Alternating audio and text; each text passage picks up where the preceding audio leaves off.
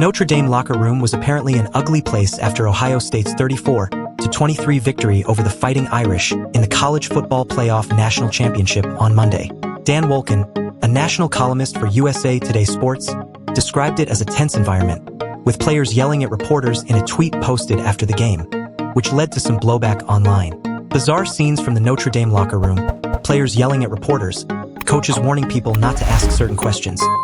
Wolken wrote on X, adding, "Amateur hour."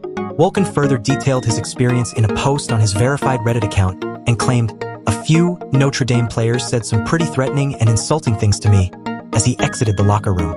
Wolken explained that he went to the locker room specifically to speak with Notre Dame sophomore cornerback Christian Gray, who was beat by Buckeyes receiver Jeremiah Smith for a 56-yard pass late in the fourth quarter that sealed Ohio State's victory over the Fighting Irish.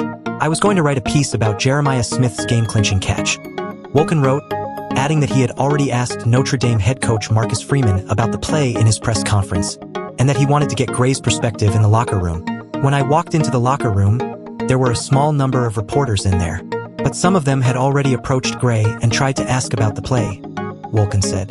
"As I walked in, a few players were shouting obscenities at the reporters who had been there and complaining about the fact that Gray was asked about Jeremiah Smith. I noticed that a staff member had walled off access to the locker and said that he wasn't going to answer questions about the play. So I turned around to leave because there was no point wasting my time and was going to go over to the Ohio State locker room. As I was leaving, a few players said some pretty threatening and insulting things to me as well." Wolken added that other media members, as well as CFP staff, witnessed the situation. "I don't really care, but it was ugly and unbecoming and unprofessional," he wrote. It was also seen something that a few other media members and people working for the CFP staff saw, so any suggestion that this didn't happen is, quite frankly, complete and utter bulls or tea. It was also something I've never really seen in 20-plus years of covering these situations, even in some of the most distraught and heartbroken locker rooms you can imagine. The reality is, whether people like the locker room situation or not, this is the opportunity that is given to media members to ask questions of players who are not chosen to go to a press conference. Is there a better way to do it? Maybe, but that's not something I have control over. I always feel like when a player is involved in the biggest play of a game, even if they are on the wrong end of it, giving them the opportunity to explain it from their point of view is the right thing to do.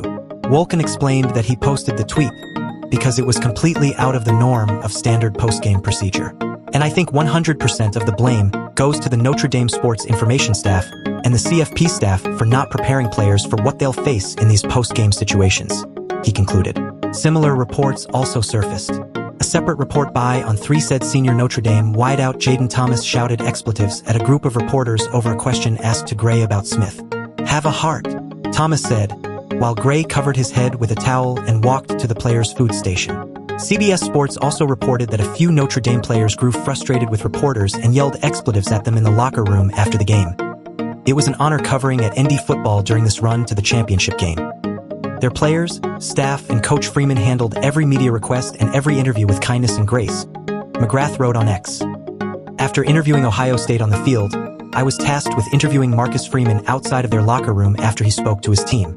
He was kind and patient with my questions, and then proceeded to stand in the hallway and watch Ohio State's trophy ceremony from a television across the hall. He looked heartbroken and determined. Freeman and the Irish will be back. The look on his face said it all.